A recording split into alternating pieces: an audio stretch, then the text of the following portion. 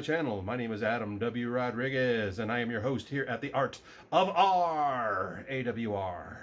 So, today I'm going to be doing a speed art video of a platypus. This particular piece of art was inspired by myself.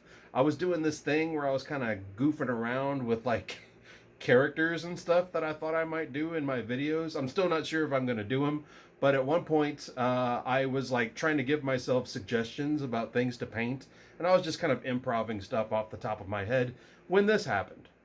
Hey, AWR, I have an idea for an art commission. I would like you to paint for me a platypus and several scintillating colors. A platypus of scintillating colors.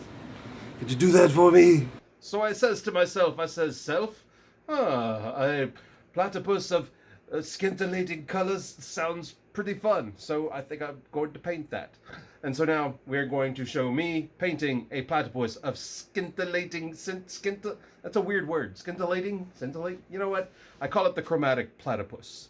And we are going to begin. But before I begin, I would like to invite you to subscribe to my channel. If you like videos about art and books and painting and fun stuff like that, please subscribe to this channel. Maybe hit that bell so that you get new notifications every time a new episode drops. Make a comment in the comment section. Like this video. I think I'm done with my self-plug. So now, without further ado, let us begin the speed art video.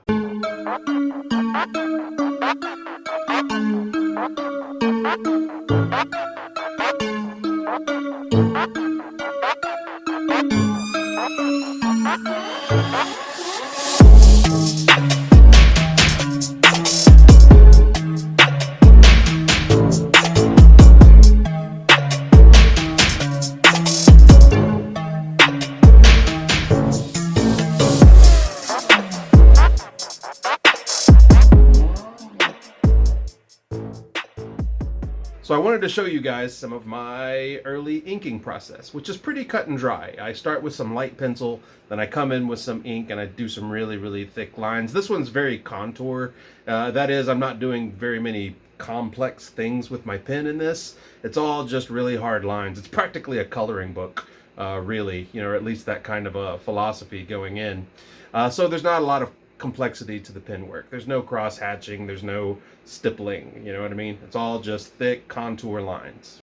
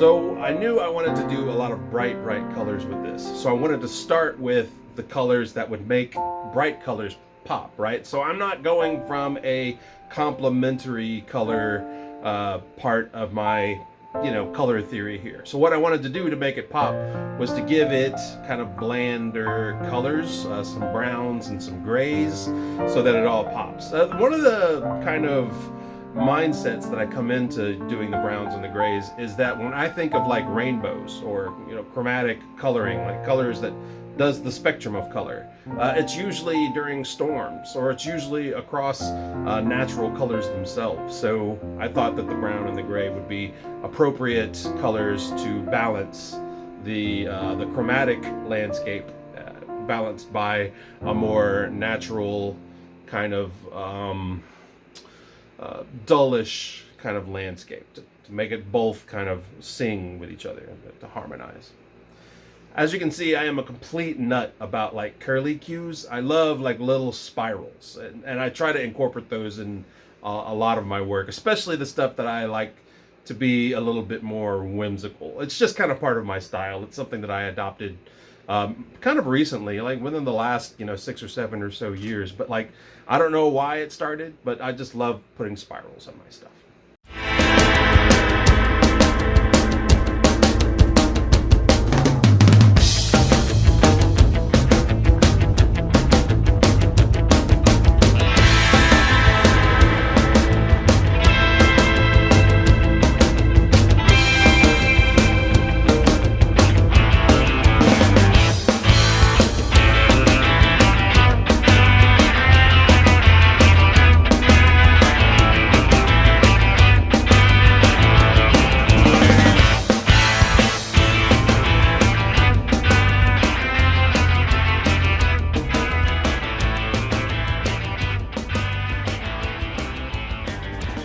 The cool thing about the platypus is they are creatures that have aspects of birds, aspects of mammals, and aspects of reptiles. One of the aspects of reptile is that they have a venomous spur. All the males have a venomous spur on their back quarters, and this venom is used to paralyze prey. Or actually, it's mostly used for rival males during mating season, because that's usually when the venom is actually kind of activated. It's dormant most of the time. If a human gets stung by it, they don't die or anything, but they do experience a butt ton of pain. It is quite painful. But yeah, I thought that was kind of cool. A mammal that has a venomous spur on the back of his feet.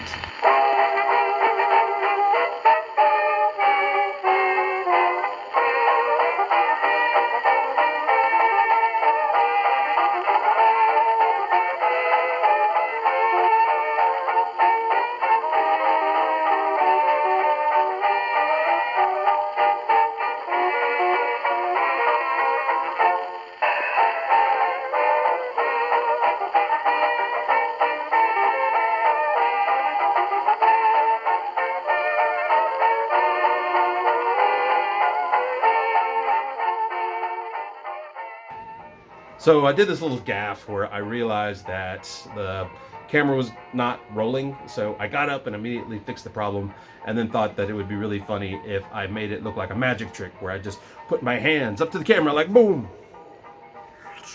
and then all of a sudden it's like cool again, right? Everything's fine. Maybe that trick's never gonna work.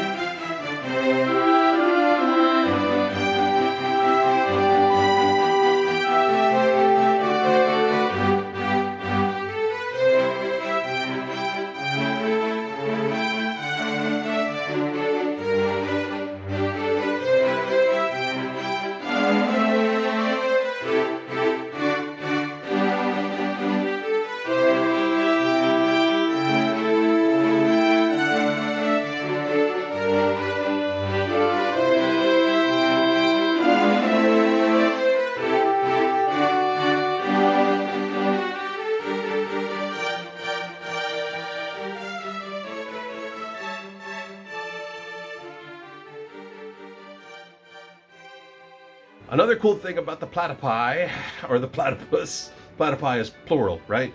Another really cool thing about them is they have a sense of electrolocation, kind of like how sharks do in some way, shape, or form. I think they all have different organs, but the skin on their bills have these sensors that can detect like electromagnet pulses and stuff like that. They can detect things underwater, and it makes them more efficient hunters when the water is extra murky or dark. They also lay eggs. They're one of two mammals that lay eggs. Both of those mammals are from Australia, and that is the echidna and the duck-billed platypus.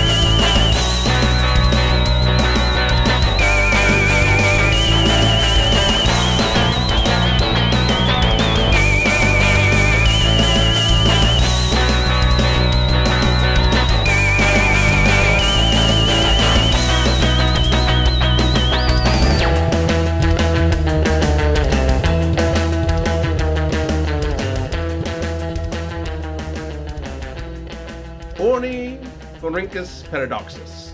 That's the scientific name of a platypus. And it's a word that I learned from watching this old cartoon called Dot and the Kangaroo. I don't think it's Ornithorhynchus paradoxus anymore. I think it's now Ornithorhynchus anatinus, I think. It's been a long time since I read about that. But anyway, this was a really, really cool cartoon. It was one of these, it came out in the 70s, like 1977, I think. And I watched it when I was a little kid.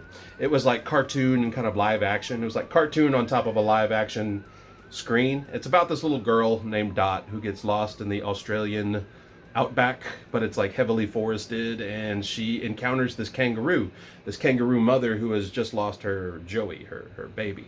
And so the kangaroo reluctantly allows Dot to ride in her pouch, and she tries to find Dot's way home.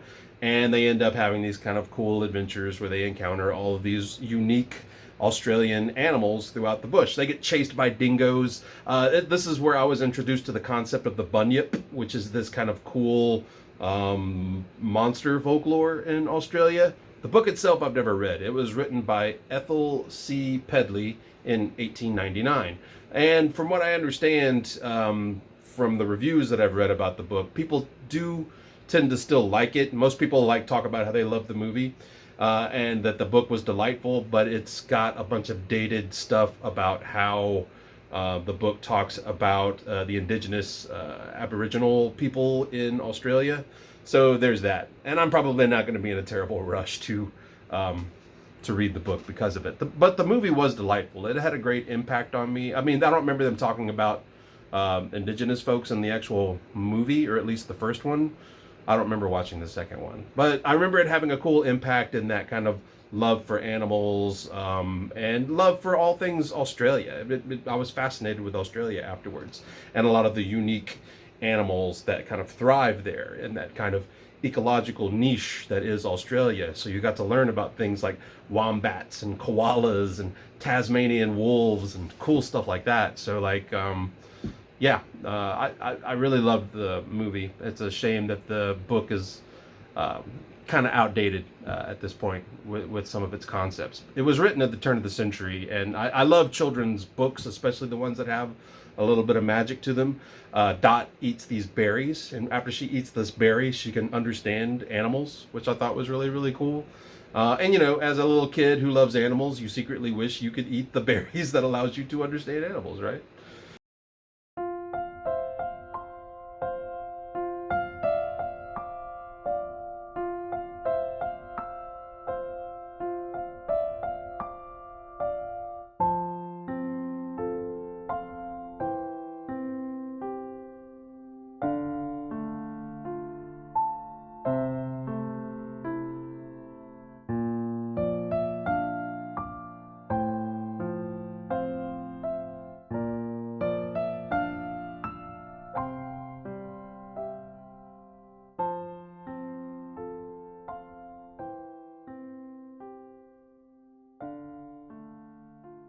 So that is me painting the Chromatic Platypus. I really hope you enjoyed watching me paint this really cool creature. I know I enjoyed painting it and sharing it with everyone who's watching. So until next time here at the Art of AWR, at the Art of R, we will see you then. Ciao.